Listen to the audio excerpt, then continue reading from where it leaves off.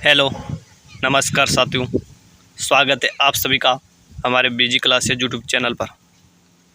तो साथियों, आज पढ़ने वाले हैं अपन राजस्थान जीके, जो राजस्थान हाई कोर्ट भर्ती परीक्षा 2025 से संबंधित होने वाला है साथियों। तो चलते साथियों, चलने से पहले एक बार सभी सदस्य हमारे चैनल से जुड़ जाइएगा, और जिसने भी अभी तक चैनल को सब्सक्राइब नहीं किया है वो जल्दी से चैनल को सब्सक्राइब कीजिएगा और वीडियो को लाइक और शेयर कीजिएगा साथियों। तो आज का पहला क्वेश्चन आता है हमारा कि किस प्रतिहार शासक के समय प्रतिहारों की शक्ति चरम पर थी साथियों। बहुत ही अच्छा क्वेश्चन पूछा गया है आपसे कि किस प्रतिहार शासक के समय प्रतिहारों की शक्ति चरम पर थी। नागभट्ट प्रथम के समय, नागभट्ट द्वितीय के समय, महेंद्र पाल प्रथम के समय, या फिर मिहिर भोज के समय। तो इसका राइट आंसर क्या होगा? ऑप्शन नंबर डी हो जाएगा, यानी कि मिहिर भोज के समय। आपको बता दूं साथियों कि मिहिर भोज, जिसे प्रतिहारों का सबसे शक्तिशाली शासक कहा गया है साथियों। प्रतिहारों का सबसे शक्तिशाली शासक किसे कहा गया है? मिहिर भोज को कहा गया है साथियों। ठीक है, और इसे प्रतिहारों का प्रथम पितृहंता शासक भी कहा गया है। प्रथम पितृहंता शासक कौन है? प्रतिहारों का मिहिर भोज है साथियों। कौन है? मिहिर भोज हैं, जिन्होंने अपने पिता की हत्या की थी। इनके पिता कौन थे जिन्होंने जिनकी हत्या इन्होंने की थी? तो कौन थे साथियों? रामभद्र थे। कौन थे? रामभद्र, यानी कि रामभद्र की हत्या की थी। ठीक है, किसकी हत्या की थी? इन्होंने अपने पिता रामभद्र की हत्या की थी। इसी कारण ये प्रतिहारों के प्रथम पितृहंता शासक भी माने जाते हैं साथियों। ठीक है, नेक्स्ट बात करते हैं नारायण प्रथम की, नागभट्ट प्रथम की, जिससे कौन सी उपाधि से नवाजा गया था साथियों? नारायण की उपाधि से। किस उपाधि से नवाजा गया था? नारायण की उपाधि से नवाजा गया था साथियों। नारायण, नागावलोक आदि नामों से किसे जाना जाता है? नागभट्ट प्रथम को जाना जाता है साथियों। ठीक है, तो चलते हैं नेक्स्ट क्वेश्चन की ओर। नेक्स्ट क्वेश्चन आता है हमारा कि किस प्रतिहार शासक ने गंगा में जल समाधि ली थी साथियों। जल्दी से बता दीजिएगा कि किस प्रतिहार शासक ने गंगा जल में समाधि ली थी। तो इसका राइट आंसर क्या होगा? वत्सराज, नागभट्ट प्रथम, नागभट्ट द्वितीय, या फिर महिपाल। तो इसका राइट आंसर क्या होगा साथियों? ऑप्शन नंबर सी हो जाएगा, यानी कि नागभट्ट द्वितीय। क्या होगा? नागभट्ट द्वितीय। नागभट्ट द्वितीय ऐसा शासक था साथियों जिन्होंने गंगा जल में समाधि ली थी साथियों। किस में समाधि ली थी? गंगा जल में, जिससे किस नाम से भी जाना जाता है? परम बटारक महाराजा धीराज महाराज के नाम से भी जाना जाता है। ठीक है, चलते नेक्स्ट क्वेश्चन की ओर। नेक्स्ट क्वेश्चन है हमारा कि किस प्रशस्ति में बप्पा और कालभोज को अलग अलग व्यक्ति बताया गया है? किस प्रशस्ति में बप्पा और कालभोज को अलग अलग व्यक्ति बताया गया है? इसका राइट आंसर क्या होगा? सिवाना के लेख में, कीर्ति स्तंभ प्रशस्ति में, रणकपुर प्रशस्ति में, या फिर श्रृंगी ऋषि के लेख में। तो इसका राइट आंसर क्या हो जाएगा? जल्दी से बता दीजिएगा कि किस प्रशस्ति में बप्पा और कालभोज दोनों को अलग अलग व्यक्ति बताया गया है साथियों। इसका राइट आंसर क्या होगा? इसका राइट आंसर होने वाला है ऑप्शन नंबर सी हो जाएगा साथियों, रणकपुर प्रशस्ति में। कौन सी प्रशस्ति में? रणकपुर प्रशस्ति में बप्पा और कालभोज दोनों को अलग अलग व्यक्ति बताया गया है साथियों। ठीक है, चलते नेक्स्ट क्वेश्चन की ओर। नेक्स्ट क्वेश्चन है हमारा कि कालीबंगा का शाब्दिक अर्थ क्या है? कालीबंगा का शाब्दिक अर्थ क्या है? काला पत्थर, जुता हुआ खेत, काली चूड़ियाँ, या फिर उपरोक्त सभी। तो इसका राइट आंसर क्या होगा? ऑप्शन नंबर सी हो जाएगा, काली चूड़ियाँ। जो कहाँ पर स्थित है? कालीबंगा सभ्यता हनुमानगढ़ में स्थित है साथियों, जहाँ पर विश्व के प्रथम जुते हुए खेतों के साक्ष्य मिले हैं साथियों। यहाँ पर कितने ही ऐसे औजार मिले हैं साथियों जो एक इसको बहुत ही पुरानी सभ्यता और सबसे बड़ी सभ्यता माना जाता है साथियों। ठीक है, चलते हैं नेक्स्ट क्वेश्चन की ओर। नेक्स्ट क्वेश्चन है हमारा कि कालीबंगा की सभ्यता किस नदी के किनारे फैली थी? आहड़ नदी के किनारे, सरस्वती नदी के किनारे, माही नदी के किनारे या फिर लोनी नदी के किनारे। तो जल्दी से बता दीजिएगा कि कालीबंगा सभ्यता जो हनुमानगढ़ में है ये कौन सी नदी के किनारे फैली हुई थी साथियों। तो आपको बता दूं ये सरस्वती नदी के किनारे फैली हुई थी।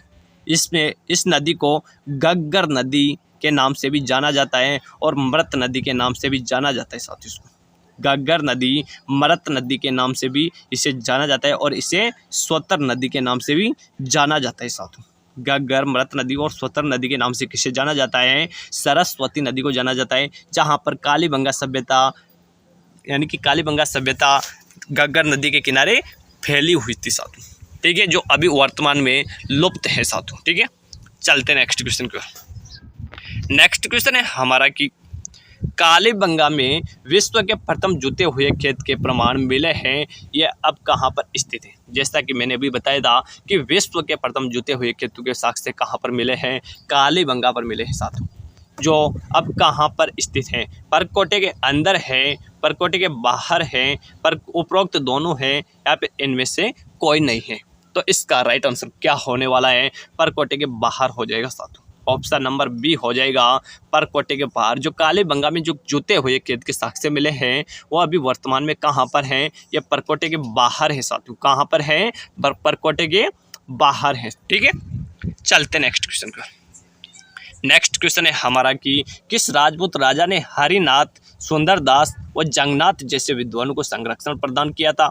आमेर महाराजा मान सिंह ने, मारवाड़ के चंद्रसेन ने, बीकानेर के राय सिंह ने या फिर मेवाड़ के नरेश जय सिंह ने? तो इसका राइट आंसर क्या होगा? आमेर महाराजा मान सिंह ने। ठीक है, चलते हैं नेक्स्ट क्वेश्चन को। नेक्स्ट क्वेश्चन है हमारा कि कालीबंगा कौन सी? कालीबंगा राजस्थान के किस जिले में स्थित है? दौसा, गंगानगर, बीकानेर, हनुमानगढ़। तो आप सभी को पता होना चाहिए हनुमानगढ़ में सरस्वती नदी के किनारे एक सभ्यता स्थित है, वो कौन सी है? कालीबंगा सभ्यता है साथियों। ठीक है, चलते नेक्स्ट क्वेश्चन का। नेक्स्ट क्वेश्चन है हमारा कि कालीबंगा संस्कृति की खोज 1951 में सर्वप्रथम किसके द्वारा की गई थी? आमलानंद घोष द्वारा, बीके थापर द्वारा या फिर बीबी लाल द्वारा या फिर उपरोक्त सभी द्वारा?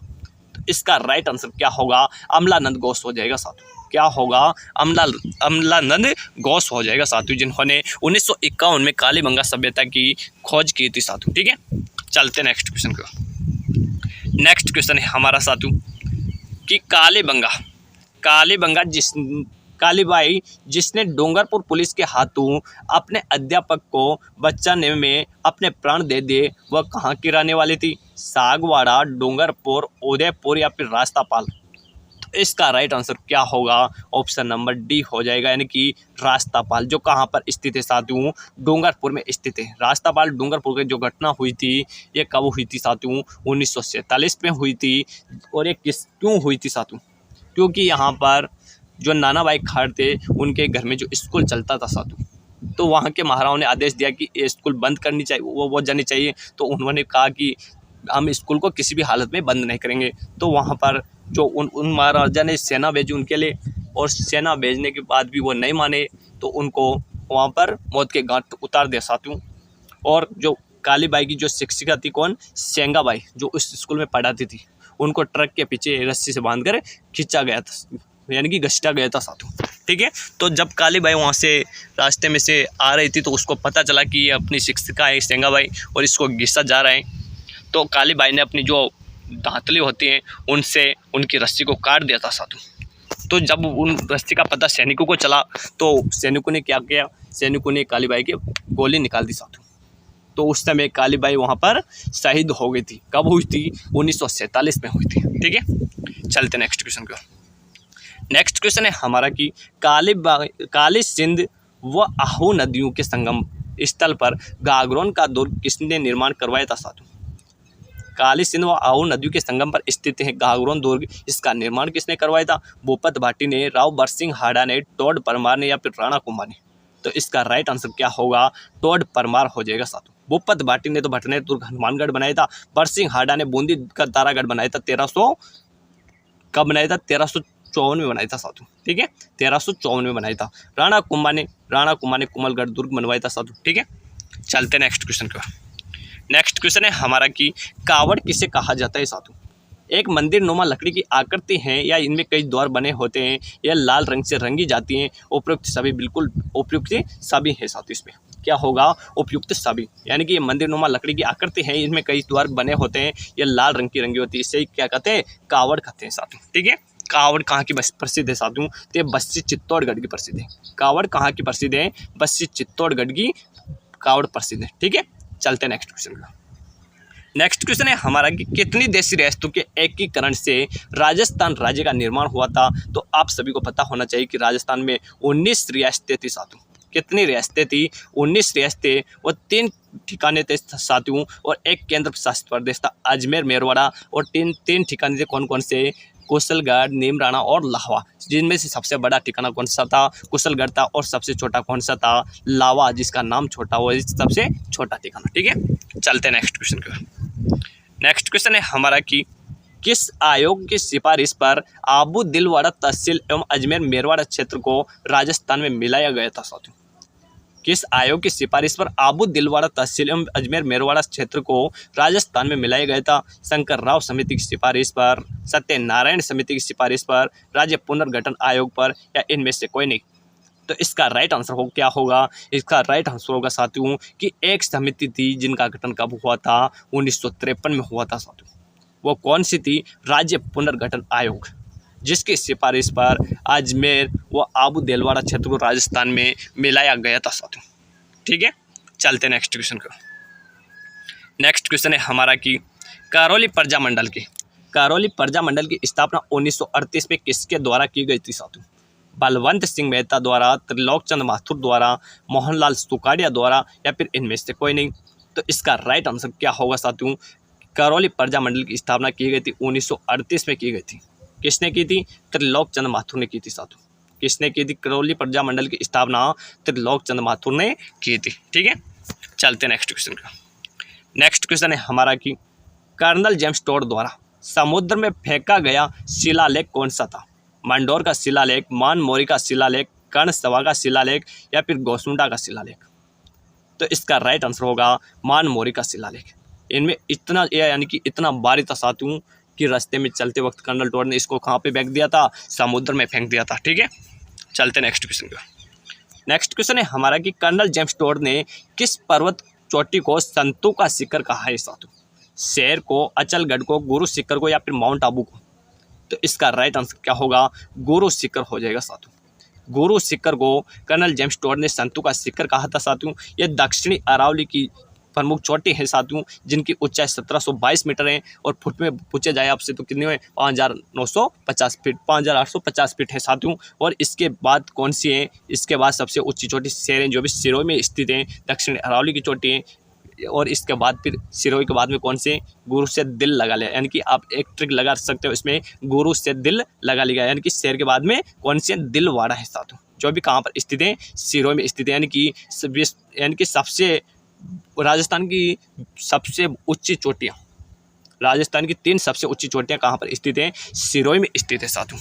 ठीक है, गुरु, शिखर, शेर और दिलवाड़ा, इसका आप ऐसे याद रख सकते हो। गुरु से दिल लगा लिया, गुरु से दिल जरा अलग लगा, गुरु से दिल जरा अलग लगा, यानी कि आप इसको याद रख सकते हो साथियों। गुरु से गुरु शिखर है, शेर से सिरोही है, दिलवाड़ा से दिलवाड़ा है, क्या होगा? और जैसे जरगा है साथियों। ठीक है, चलते नेक्स्ट क्वेश्चन को। तो आज की इस क्लास का यहीं पे समापन करते हैं साथियों, मिलते हैं नेक्स्ट क्लास में। तब तक के लिए आप बने रहिएगा हमारे बीजी क्लासेस यूट्यूब चैनल के साथ, और यदि क्लास अच्छी लगी हो तो क्लास को शेयर जरूर कीजिएगा साथियों, और लाइक करना ना भूलिएगा साथियों। और जिसने अभी तक चैनल को सब्सक्राइब नहीं किया है वो जल्दी से चैनल को सब्सक्राइब कीजिएगा साथियों, क्योंकि मैं डेली जो आपके लिए क्लासेस लेकर आ रहा हूँ तो इसका आपको नोटिफिकेशन मिलता रहेगा समय समय पर। तो इसलिए आप चैनल को सब्सक्राइब कीजिएगा और वीडियो को लाइक और शेयर कीजिएगा साथियों। ठीक है, मिलते हैं नेक्स्ट क्लास में।